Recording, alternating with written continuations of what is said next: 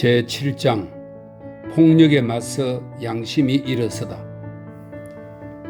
검열, 탄압, 음모. 다른 사람의 의견을 가차없이 유린하려는 사람들은 자신을 향한 저항에 대해서는 언제나 가장 민감하다. 칼뱅도 세상이 세르베투스의 처형을 경건하고 하나님의 뜻에 따른 행동이라고 열광적으로 칭찬하지 않고 오히려 토론하려 든다는 사실을 끔찍하게 부당한 일로 여겼다. 그래서 원론상의 의견 차이라는 이유만으로 다른 사람을 불길에 서서히 끌려 죽도록 만든 사람이 이번에는 극히 진지한 태도로 희생자가 아닌 자기 자신을 동정해달라고 요구했다. 그는 어떤 친구에게 이렇게 써보냈다. 내가 당한 치욕과 공격의 10분의 1만 안다고 해도 자네는 내 슬픈 처지에 동정을 느낄 걸세. 사방에서 개들이 나를 향해 짖어대고 온갖 치욕들이 다 내게 쏟아지고 있어. 우리 편의 질투와 정오가 교황 측의 공식적인 적들보다도 더 잔인하게 나를 공격한다네.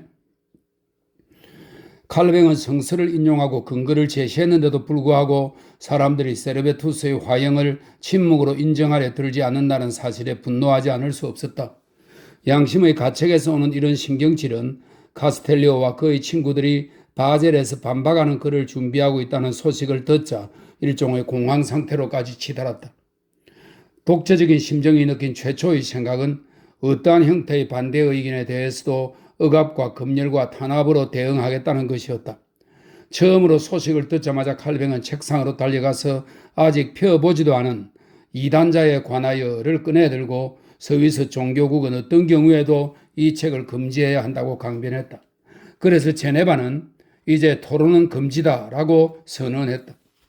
다른 사람이 세르베투스 사건에 대해서 무슨 말을 하든 그것은 칼뱅 자신에게 대항하는 것이기에 이미 처음부터 오류이며 쓸데없는 것이고 거짓말이고 이단이며 하나님에 대한 모독이라고 강변했다.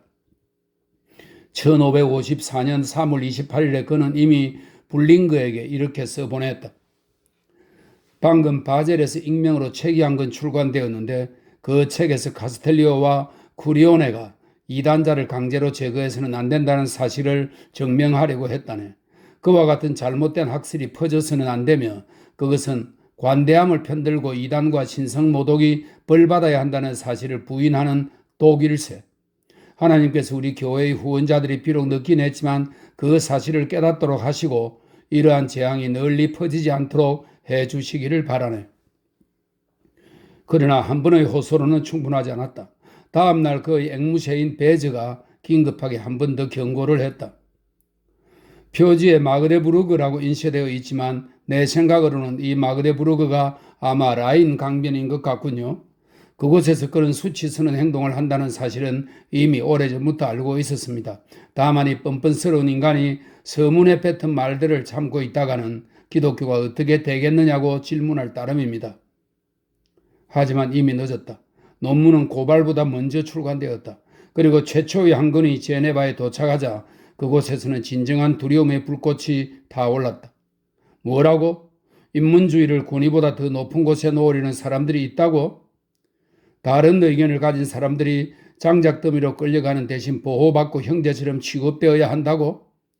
모든 기독교도가 성서를 각자 나름대로 해석해도 된단 말이지? 그렇게 된다면 교회가 위험해질 테지. 설명인데요. 칼뱅은 물론 자기 교회를 뜻했다. 이런 설명이 있습니다. 하나의 신호에 의해 제네바에는 이단 비상이 걸렸다. 새로운 이단이 발견되었다고 그들은 사방으로 외쳐댔다. 벨리아니즘, 신앙 문제에 대한 관용의 주장은 그 주창자 마르티누스 벨리우스의 이름을 따라 이렇게 이름 붙여졌다. 마르티누스 벨리우스가 카스텔리오입니다. 벨리아니즘이 널리 퍼지기 전에 이 지옥의 불길을 짓밟아 끄자. 거친 분노에 사로잡힌 베즈는 처음으로 터져나온 관용의 요구에 대해 이렇게 소리쳤다. 기독교가 시작된 이후로 이렇게 뻔뻔스러운 모독은 그 전례가 없다. 이어서 제네바에서 작전회의가 열렸다. 대응을 해야 할까 말아야 할까? 제때 이 책을 통제하라는 제네바 측의 부탁을 받고서 추일이 책임자인 첩잉글리의 후계자 벌링그는 아무 대응도 하지 말라는 현명한 충고를 해왔다. 그 책은 저절로 잊혀질 테니 대응하지 않는 쪽이 더 나을 것이라고 했다. 그러나 파렐과 칼뱅은 조바심을 내며 공개적인 대응을 고집했다. 칼뱅은 최초의 해명서로 좋지 않은 경험을 했던 터라 이번에는 뒤에 숨기로 했다. 그는 자신의 젊은 후계자 베즈가 관용이라는 악마적인 주장을 열렬히 공격함으로써 신학의 채찍과 독재 사상을 옹호하도록 조종했다. 베즈는 개인적으로 경건하고 정직한 인물이었다. 그는 여러 해 동안이나 칼뱅에게 복종으로 봉사해서 훗날 칼뱅의 후계자가 되는데 정신의 자유와 숨결을 열광적으로 증오한다는 측면에서는 칼뱅을 능가했다. 정신사에서 그의 이름을 영원히 유명하게 만드는 저 섬뜩한 말이 바로 그에게서 나왔다. 그는 양심의 자유는 악마의 학설이라고 주장했다. 자유만은 안 된다. 독자적인 사유라는 불손보다는 차라리 불과 칼로서 인간을 절멸시키자. 베즈는 입에 거품을 물고서 열광적으로 외쳤다.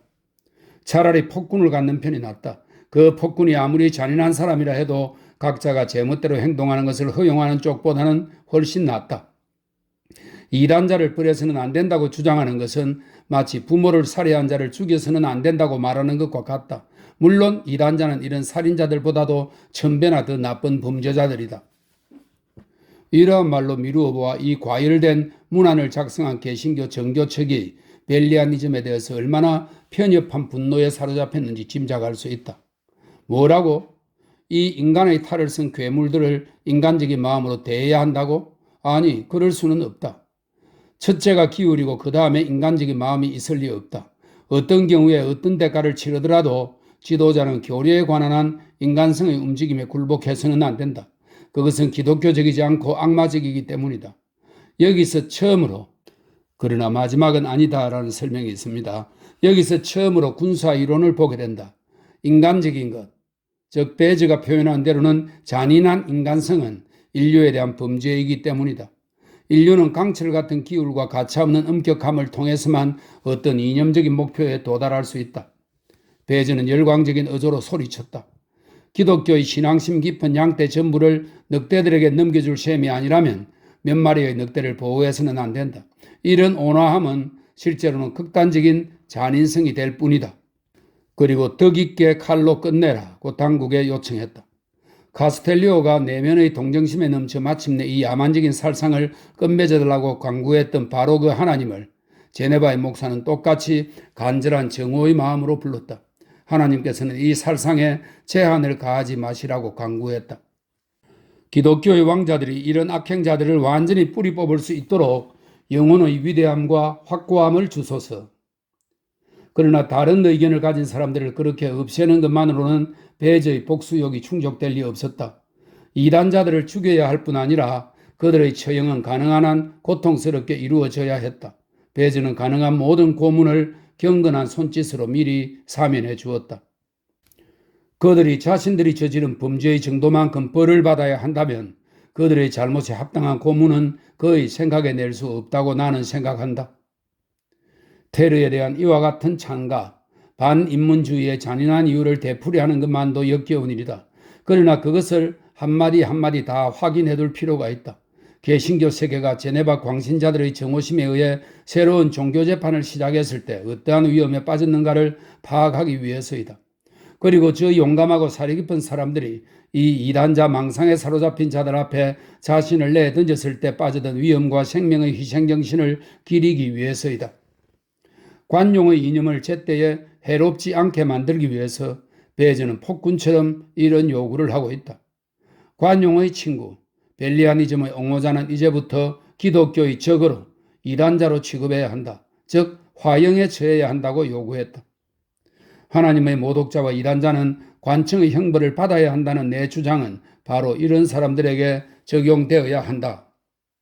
카스텔리오와 그의 친구들이 앞으로도 계속해서 사상 때문에 쫓기는 자들을 옹호한다면 무엇이 자신들을 기다리고 있는지 분명히 알려주겠다며 베즈는 주먹을 부러지고 위협했다. 인쇄 장소를 거짓으로 대고 가명을 댄다 해도 박해를 피할 수는 없다. 왜냐하면 당신들이 누구이며 무슨 생각을 하고 있는지 누구나 다 알기 때문이다. 나는 당신들 벨리우스와 몽포르 그리고 그 도당에게 경고한다. 살인자 칼뱅을 고발한다. 베즈의 문서는 언뜻 보기에는 학문적 논의 같지만 실제로는 이러한 협박이 목적임을 알 수 있다. 정신의 자유를 옹호하는 정오하는 적들에게 계속해서 인간성을 요구한다면 목숨을 잃으리라는 사실을 알리려는 것이다. 그리고 초조한 마음으로 그들의 두목인 카스텔리오가 자신을 드러내도록 베즈는 이 용감한 자들을 비겁하다고 비난하고 있다. 그는 이렇게 비웃는다. 그는 보통 때 그토록 대담하고 뻔뻔스럽게 행동하더니 동정과 온화함을 설교하는 이 책에서는 두려움에 사로잡혀서 비겁하게 위장하고 가면서 머리를 내밀고 있다. 어쩌면 그는 카스텔리오가 이름이 알려지는 위험에 직면해서 조심스럽게 움츠러들기를 희망했는지도 모른다. 그러나 카스텔리오는 도전을 받아들였다. 제네바 정교가 자신들이 잘못된 행동을 교리로 만들려는 것을 보게 되자 정열적으로 평화를 사랑하는 사람들은 공개적인 싸움에 말려 들어갔다.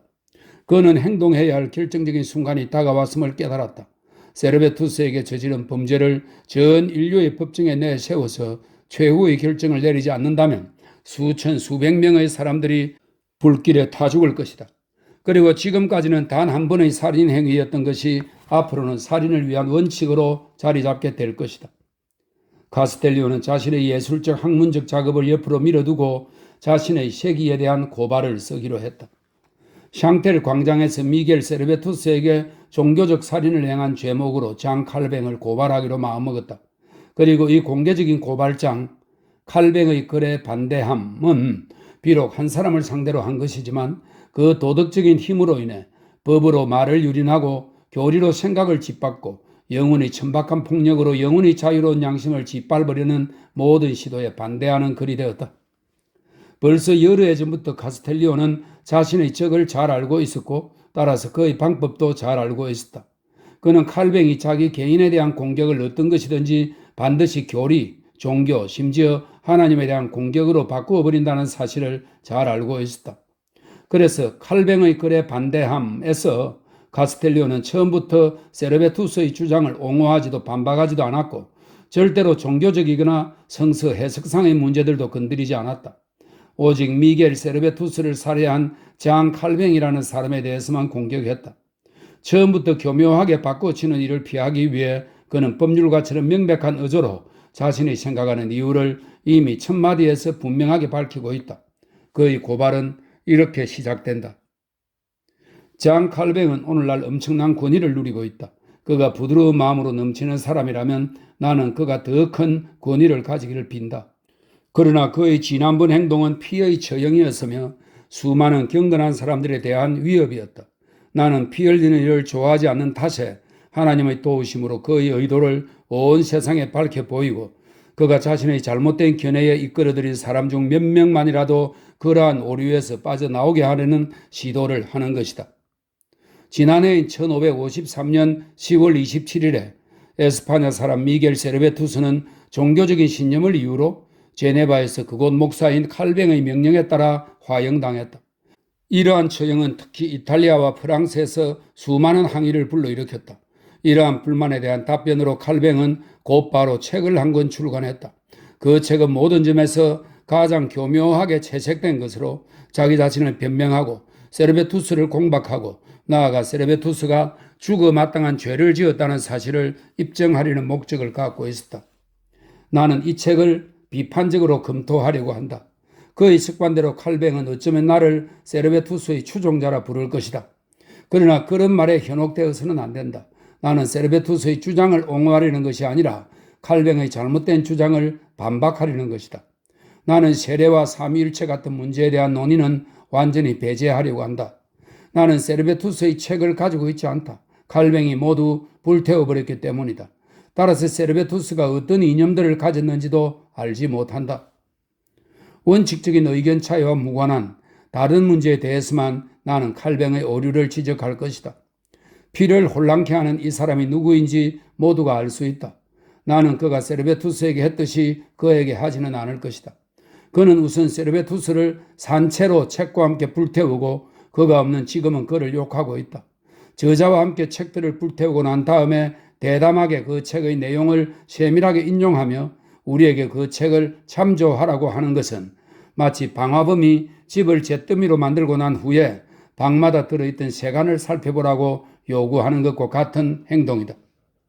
우리의 경우에 관해서 말한다면 우리는 책의 저자도 책도 불태우지는 않을 것이다. 우리가 공박하고자 하는 이 책은 누구든 읽을 수 있다. 그것은 두 가지 판, 곧 라틴어판과 프랑스판으로 나와 있다. 그리고 어떠한 이의도 달 수 없도록 내가 지적하려는 구절들의 번호를 매기고 해당 번호에 따라 나의 답변을 전개할 것이다. 이보다 더 합당하게 논의를 전개할 수는 없다. 칼뱅은 자신의 책 속에서 자기 입장을 아주 분명하게 밝혀놓았고 카스텔리오는 누구든 펼쳐볼 수 있는 이 문서를 예심 판사가 혐의자의 진술 기록을 검토하듯이 검토했다. 그는 칼뱅의 책을 한마디 한마디 반복했다. 그가 상대방의 의견을 왜곡하거나 변경시켰다고 아무도 주장할 수 없도록 하기 위해서였다. 그리고 처음부터 독자가 칼뱅의 글을 의도적으로 줄였다는 의심을 갖지 않도록 그는 칼뱅의 문장 하나하나에 번호를 매겼다. 그러므로 세르베투스 사건에 대한 이 두 번째 정신적 재판은 제네바에서 있었던 첫 번째 재판에 비해 훨씬 더 공정한 것이었다. 첫 번째 재판은 피고인이 지하 감방에 갇혀 있는 상태에서 어떠한 증인이나 변호인도 두려워 떨면서 그에게 접근할 수 없는 상황에서 이루어졌다. 그러나 이번에는 모든 인문주의 세계가 분명하게 주시하는 가운데 세르베투스 사건에 대한 도덕적인 판결이 나와야만 했다. 사태는 분명하고 의심의 여지가 없었다. 불꽃이 휘감았을 때에는 분명한 목소리로 자신은 죄가 없다고 고백한 어떤 남자가 칼뱅의 재촉에 따라 그리고 제네바시 당국의 명에 따라 가장 잔인한 방법으로 처형되었다. 이제 카스텔리오는 결정적인 질문들을 던진다. 미겔 세르베투스는 도대체 어떤 잘못을 범했는가? 국가의 어떠한 공직도 갖지 않고 오직 종교상의 직분만을 가진 장 칼뱅이 어떻게 순수하게 신학적인 사건을 시당국에 넘길 수 있었는가? 제네바시 당국은 세르베투스를 이러한 범죄를 이유로 처형할 권리를 가졌던가? 그리고 마지막으로 어떤 권위에 근거해서 그리고 어떤 법에 따라 이 외국 신학자에게 사형 선고가 내려졌는가? 첫 번째 질문에 대해 카스텔리오는 서류와 칼뱅의 진술들을 토대로 칼뱅이 세르베투스의 어떤 잘못을 고발했는지 검토했다. 그리고 그는 세르베투스가 칼뱅의 생각으로는 대담한 방식으로 복음서를 왜곡하고 설명할 길 없는 갱신의 욕구에 사로잡힌 죄밖에 없다는 사실을 발견했다. 그러니까 칼뱅은 세르베투스가 독자적이고 독특한 방식으로 성서를 해석했으며 그 과정에서 자신의 가르침과 다른 결론에 이르렀다는 범죄만을 고발한 것이다. 그리고 곧이어 카스텔리오는 뒤로 물러선다. 그렇다면 세르베투스가 개신교 범위 내에서 복음서를 독자적으로 해석한 유일한 사람이었던가? 그리고 누가 감히 세르베투스가 그런 행동을 함으로써 새로운 교리의 참된 의미를 해쳤다고 주장할 수 있는가? 이러한 개인적인 해석이 바로 종교개혁의 기본적인 요구가 아니었던가? 그리고 개신교 지도자들은 성경 말씀을 새로 해석하는 바로 그 일을 하지 않았던가? 칼뱅 자신이야말로 친구인 파렐과 더불어 교회의 개혁과 건설에서 가장 대담하고 가장 결정적인 일을 했던 사람이 아닌가? 그는 진정 과도한 갱신에 헌신했을 뿐만 아니라 모든 사람에게 그것을 매우 강력하게 주장하여 자신의 이론에 반대하는 것은 매우 위험한 일이라고 주장했다. 그는 사실상 10년 동안에 가톨릭 교회가 600년 동안 한 것보다 더 많은 갱신을 했다. 그러므로 칼뱅은 가장 대담한 개혁가로서 개신교 안에서 새로운 해석을 하는 것을 범죄라 부르고 처형할 권리가 그에게는 없다. 그러나 칼뱅은 자신은 오류를 범하지 않는다는 것을 당연하게 여기고 자신의 생각이 옳으며 그 밖의 다른 모든 생각들은 잘못된 것으로 보았다. 여기서 카스텔리오는 재빨리 두 번째 질문으로 넘어간다. 누가 칼뱅을 참과 거짓을 판단하는 심판자의 자리에 앉혔는가? 칼뱅은 물론 자신의 교리를 따르지 않는 모든 저술가들이 다 잘못된 생각에 사로잡힌 사람이라고 여겼다. 그러므로 그는 그들이 글 쓰는 것은 물론 말하는 것도 방해하고 오직 자기 혼자서만 자신이 옳다고 여기는 것을 말할 권리를 가지려고 한다. 그러나 카스텔리오는 어떤 한 인간 혹은 어떠한 정파가 우리만 진리를 알고 있으며 다른 모든 의견은 잘못이라고 주장하는 것을 공박하려고 했다. 모든 진리, 그 중에서도 특히 종교적 진리는 논쟁의 여지가 많으며 여러 가지 의미를 갖는다. 그러므로 하나님께만 속한 비밀에 대해서 마치 우리가 그분의 가장 깊은 계획에 참여하기라도 한 것처럼 독선적으로 나서는 것은 불순한 짓이다. 그리고 우리가 근본적으로 알지 못하는 사실에 대해 확신을 가지고 있는 것처럼 행동하는 것은 오만이다. 세상 맨 처음부터 자신의 의견과 세계관만이 유일한 것이라고 초조하게 선언하는 것이 언제나 이론가들의 재앙이었다. 통일된 생각과 통일된 행동을 주장하는 광신자들이 언제나 독재적인 투쟁 의욕을 가지고서 세상의 평화를 어지럽히고 이념들이 자연스럽게 공존하는 것을 참지 못해 대립을 부르고 불화 속에 서로 죽이는 싸움으로 변화시켜 온 것이다. 이제 카스텔리오는 칼뱅이 그와 같은 정신적인 편협을 일으키는 사람이라고 고발하고 있다. 모든 종파들이 자신들의 종교를 하나님의 말씀 위에 세우고 모두들 자기네 종교가 옳다고 믿는다. 칼뱅의 견해에 따르면 어느 한 종파는 다른 종파를 박해해야 한다. 그는 물론 자신의 가르침이 옳은 것이라고 주장한다. 그러나 다른 종파들도 똑같은 주장을 한다. 그는 다른 사람들은 틀렸다고 말한다. 다른 사람들도 그에 대해서 같은 말을 한다.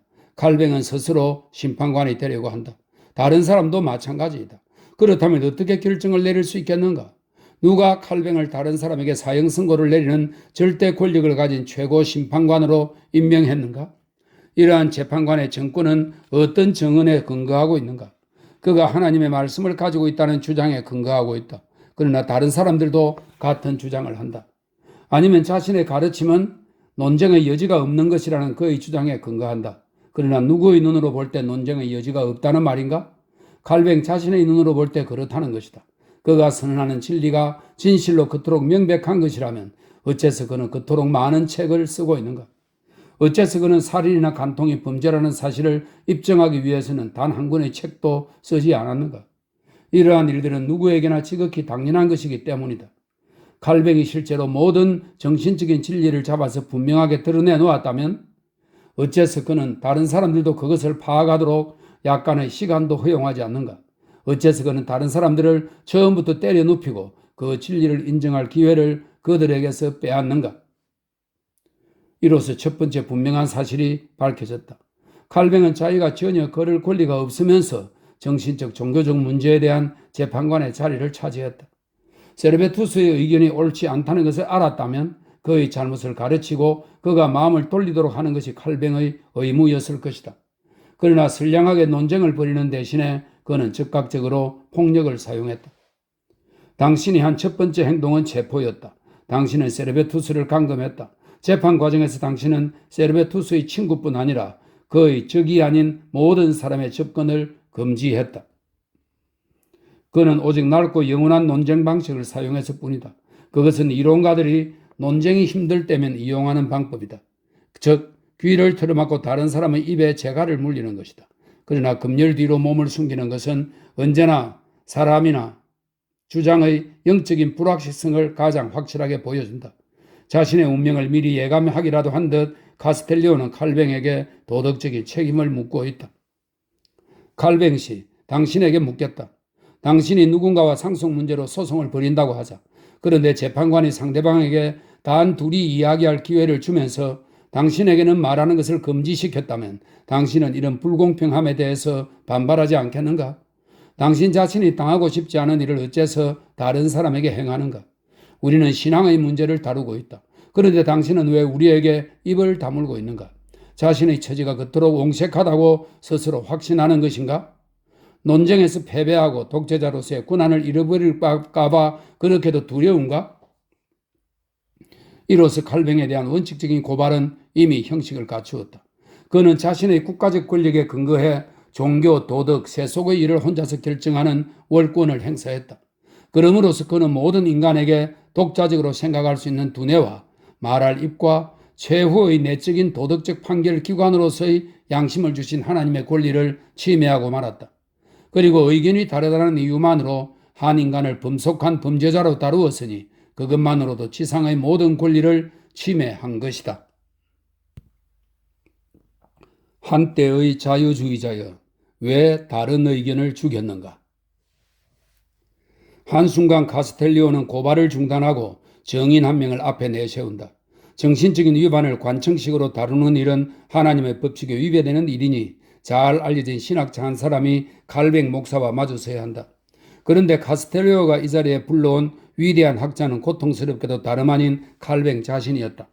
이 정인은 자신이 정말 원하지 않았지만 이 논쟁에 끌려 들어오게 되었다. 칼뱅은 모든 것이 혼란스럽다고 확인하고 사람들이 자신을 의심하지 않도록 하기 위해 서둘러 다른 사람들을 고발했다. 그러나 이 모든 혼란을 불러온 것은 다름 아닌 그 자신의 태도, 박해자로서의 태도였다. 그가 세르베투스를 판결했다는 오직 그 한 가지 사실이 제네바뿐 아니라 온 유럽의 분노를 일으키고 모든 나라를 불안하게 만들었다. 지금 그는 자기 자신이 저지른 죄를 다른 사람에게 덮어 씌우려 하고 있다. 그러나 칼뱅 자신이 박해당하던 시절에는 다른 말을 했다. 당시에 그는 그와 같은 박해에 반대하는 긴 글을 썼다. 그리고 누구든 이 사실을 의심하지 않도록 나는 여기서 그의 저서 기독교 강요의 한 페이지를 그대로 인용한다. 그리고 카스텔리오는 기독교 강요를 인용했다. 옛날에 자신이 했던 말이지만 오늘의 칼뱅이라면 어쩌면 그를 화형시킬 만한 말이었다.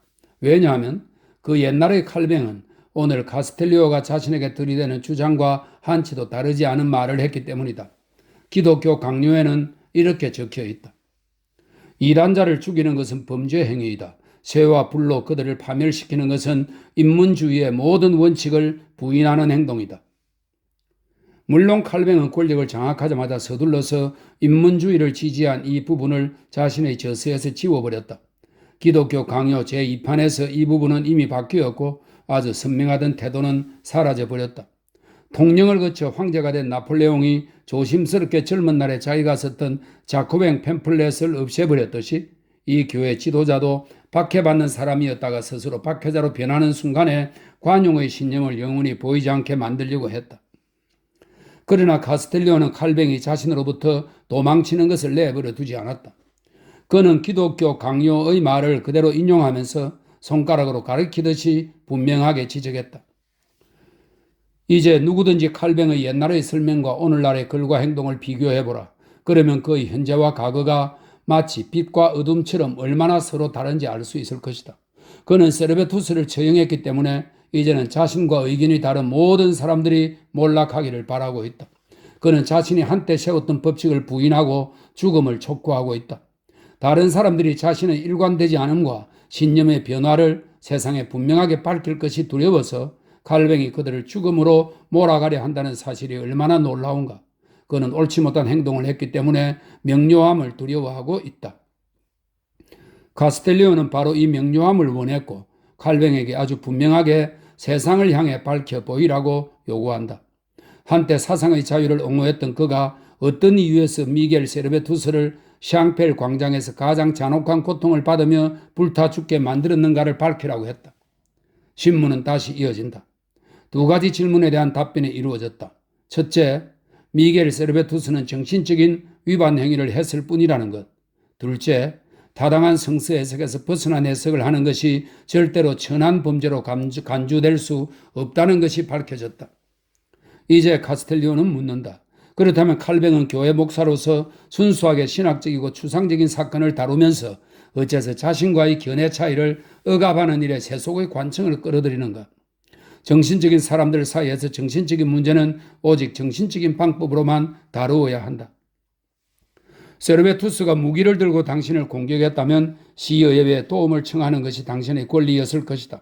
그러나 그는 오직 펜만 들고 싸웠는데 어째서 당신은 그의 글에 맞서 쇠와 칼을 쳐들었는가? 어째서 당신은 관청 뒤에 몸을 숨겼는지 말해보라. 국가는 내면의 양심 문제에 대해서는 아무런 권리도 없다. 신학의 학설을 옹호하는 것이 관청의 임무는 아니다. 칼은 학설과 아무런 관계가 없다. 학설이란 오로지 학자들의 일일 뿐이다. 관청은 어떤 신체적인 불법 행위가 이루어졌을 경우에만 기술자나 노동자, 의사 또는 어떤 시민을 보호하는 것과 똑같은 방법으로 학자들을 보호할 수 있을 뿐이다. 세르베투스가 칼뱅을 죽이려고 했다면 관청이 그를 보호하는 것이 옳았을 것이다. 그러나 세르베투스는 글과 이성의 이유로만 싸웠기에 이성의 이유와 글 이외의 것으로는 달리 그에게 책임을 물을 수 없다. 자신의 행위를 더 높은 하나님의 계율로 변호하려는 칼뱅의 시도를 카스텔리오는 반박의 여지 없이 물리쳤다. 카스텔리오에게는 인간의 죽음을 명령하는 하나님의 계율이란 있을 수 없는 것이다.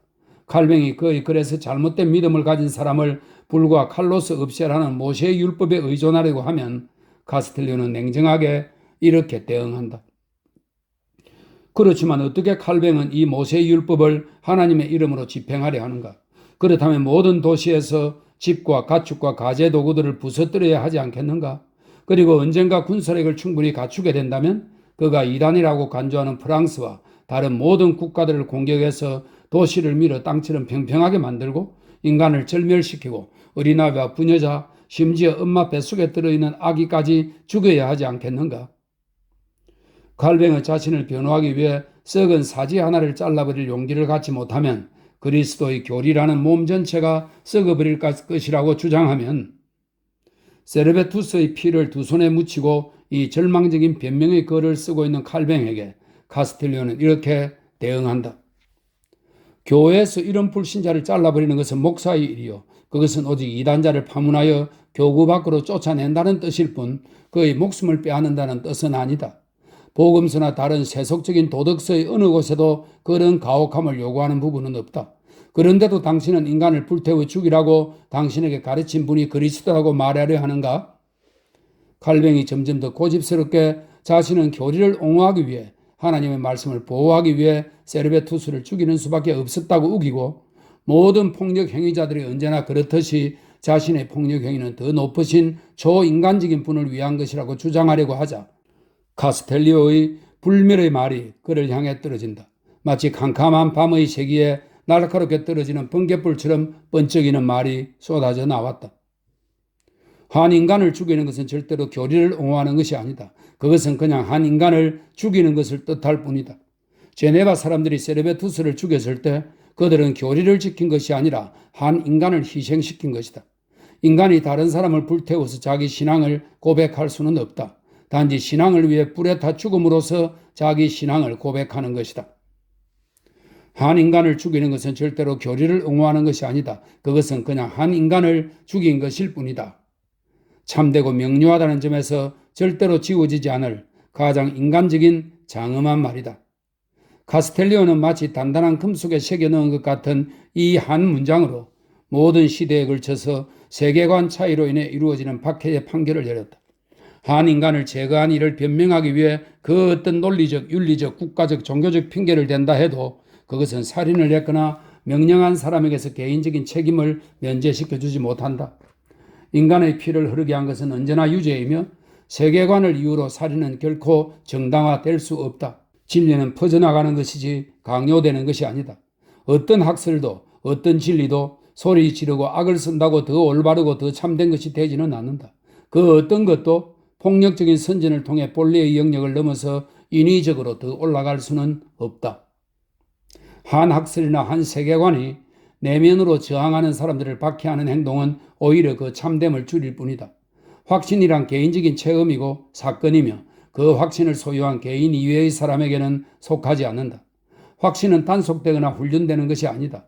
그리고 어떤 가르침이 수없이 하나님을 덜먹이고 성스러운 진리라고 스스로 주장해도 하나님이 만들어낸 인간 생명의 성스러움을 파괴할 권리를 주장할 수는 없다. 독단론자이자 편파적 인간인 칼뱅에게는 자기가 불멸이라고 여기는 이념을 위해 쓰러져갈 존재인 인간이 파멸하든 말든 전혀 문제되지 않았다. 그러나 카스텔리오는 자신의 신념을 위해 고통받거나 죽어가는 모든 인간을 죄 없이 살해된 희생자로 여겼다. 정신적인 문제에서 강요는 정신에 대한 범죄일 뿐 아니라 헛된 노력에 불과하다. 어느 누구도 강제로 유린해서는 안 된다. 강제는 인간을 더 낮게 만들지 못한다. 사람들에게 강요해서 믿음을 갖게 하려는 행동은 영양가 있는 음식을 환자의 입에 억지로 쑤셔 넣는 사람의 행동과 똑같이 소용없는 짓이다. 그러니 생각이 다르다고 다른 사람을 박해하는 일은 이제 그만 끝내야 한다. 당신 사람들에게서 폭력과 박해의 권리를 빼앗으시오. 사도 바오로가 요구한 것처럼 모든 사람에게 말하고 쓸 권리를 주시오. 그러면 당신은 자유가 강제해서 한번 풀려나면 지상에서 얼마나 많은 일을 할 수 있는지를 보게 될 것이오. 칼뱅은 유죄. 사실들이 모두 검토되고 모든 질문에 대한 답변이 이루어졌다. 이제 세바스티안 카스텔리오는 모욕받은 인류의 이름으로 판결을 내렸다. 그리고 역사가 여기에 서명했다. 하나님을 찾고 성서를 연구하던 미겔 세르베투스라는 사람이 살해되었다. 이 살인사건에 대해 소송을 시작한 칼뱅과 집행관청인 제네바시가 고발되었다. 도덕적인 재심을 통해 이 사건이 검토되었고 다음의 사실을 확인했다. 곧 1심 재판은 종교적인 재판과 세속의 재판이 모두 다 주어진 권한의 한계를 넘었다. 시당국은 정신적 사건에 대해 판결할 권한이 없으므로 월권 행위를 한 것이며 시당국의 책임을 떠넘긴 칼뱅의 죄는 더 크다. 당신과 당신 공범자들의 증언에 따라 시당국은 한 인간을 죽였다. 게다가 시당국은 장님이 색깔을 구분하지 못하듯이 이 사건을 결정하거나 구별할 능력도 없었다. 칼뱅은 이중으로 죄가 있다. 이 가정스러운 살인행위를 명령하고 집행한 죄다. 어떤 동기에서 그가 이 불행한 사람을 불구덩이로 밀어넣었던 그의 행위는 범죄 행위였다. 당신은 세르베투스가 말한 것을 생각했기 때문에 그를 죽였거나 아니면 그가 생각한 것을 자기 내면의 확신에 따라서 말했기 때문에 죽였거나 이 둘 중 하나이다. 그가 자기 내면의 확신을 표현했기 때문에 죽였다면 당신은 그가 참되다는 이유로 죽인 것이다. 그가 잘못 생각했을지라도 그가 생각한 것을 말했으므로 그는 참되다. 그의 잘못된 생각 때문에 그를 죽이도록 했다면 그를 올바른 생각으로 인도하려고 애쓰든지 아니면 선한 믿음으로 잘못에 빠진 모든 사람들을 처형할 수밖에 없다는 사실을 증명하는 문서를 그의 손에 쥐어주는 것이 우선 당신의 의무였을 것이다. 그러나 칼뱅은 그를 죽임으로써 반대자를 부당하게 제거했다. 그러므로 그는 계획적 살인이라는 고발된 죄목에 대해서 유죄다. 이렇게 세 번이나 날카로운 금속성 울림의 판결이 시대 위에 내려졌다. 최종 최고의 도덕적 심급, 인간성이라는 심급이 이렇게 판결한 것이다. 그러나 어떠한 속죄로도 다시는 빛으로 대불러 올 길 없는 죽은 사람의 명예를 구한들 무슨 소용 있으랴. 살아있는 사람들을 보호하고 비인간적인 행동에 낙인을 찍어서 수많은 다른 비인간적인 행동을 막는 것이 중요하다. 칼뱅 한 사람뿐만 아니라 이 테러와 억압의 무시무시한 신조를 담은 그의 책도 함께 판결을 받아야 한다. 카스텔리오는 유죄 판결을 받은 사람에게 이렇게 호통친다. 당신의 책과 당신의 행동이 어떤 방향을 취하는지 보지 못하는가? 하나님의 명예를 보호한다고 주장하는 사람들이 아주 많다. 이제 그들이 어떤 인간을 처형하고 싶으면 그저 당신의 증언을 인용하기만 하면 된다. 당신의 푸른한 길을 쫓아 그들도 당신처럼 피로 자신을 더럽힐 것이다. 당신처럼 그들도 모두 자기와 의견이 다른 사람들을 처형하게 될 것이다. 광신자 개개인이 위험한 것이 아니라 광신이라는 불치의 정신이 위험한 것이다. 정신의 인간은 냉정하고 독선적이고 피에 굶주린 인간들에만 맞서 싸워야 하는 것이 아니고 테러의 태도를 취하는 모든 이념에도 맞서 싸워야 한다.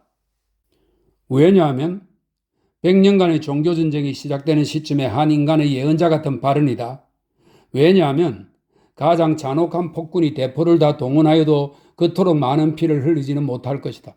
하나님이 지상의 존재들을 불쌍히 여기고 영주들과 관청들의 눈을 뜨게 해주셔서 그들이 마침내 당신들이 피 흐르는 작업을 거부하게 하지 않는다면 당신들이 피 묻은 맹세로서 이미 흘렸고 앞으로 흘릴 엄청나게 많은 피를 가장 잔혹한 폭군이라도 다 흘리지 못할 것이다.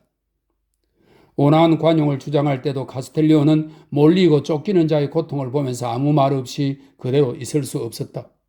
그때도 지상에 더 많은 인간성을 달라고 절망적인 기도를 하면서 하나님께 목소리를 높였었다. 마찬가지로 이 투쟁의 문서에서도 독선적인 정으로 세상의 평화를 파괴하는 모든 사람에 대해 분노의 목소리를 높이고 있다. 천둥과 번개 같은 소리로 모든 광신주의에 대한 고결한 분노에 떨면서 그의 책은 위대한 종교를 맺고 있다. 종교적인 박해 행위는 이미 예언자 다니엘의 시대에도 널리 퍼져 있었다. 그의 생활 방식에서 공격할 만한 점을 찾아내지 못하자 그의 적들은 이렇게 말했다. 그렇다면 우리는 그의 신념을 공격해야겠다. 오늘날에도 사람들은 이와 똑같이 행동한다. 적이 도덕적인 행동에서 흠잡을 것이 없다면 그의 학설을 붙잡는다. 이것은 너무나도 교활한 행동이다. 관청은 이런 사건에 대해서 판결을 내릴 수 없으므로 쉽게 설득당한다. 이러한 방식으로 사람들은 큰 소리로 성스러운 가르침이라는 구호를 내세워서 약한 사람을 억압한다. 그리스도께서는 최후의 심판날에 그들을 보고 얼마나 역정을 내시겠는가. 그분은 가르침이 아니라 행동 방식에 대한 변명을 요구하실 것이다. 그리고 그들이 주여 우리는 당신과 함께 있었습니다. 우리는 당신의 뜻대로 가르쳤습니다. 라고 말하면 그분은 이렇게 말씀하실 것이다. 물러나라 너희 범죄자들이여. 오 그대 장님들 스스로 속아 넘어간 자들이여. 오 피해 굶주린 불치의 위선자들이여, 그대들은 언제쯤 진실을 깨달으려 하는가? 지상의 심판관들이여, 눈먼 그대들 멋대로 사람들의 피를 쏟아붓는 일을 언제 그만두려 하는가?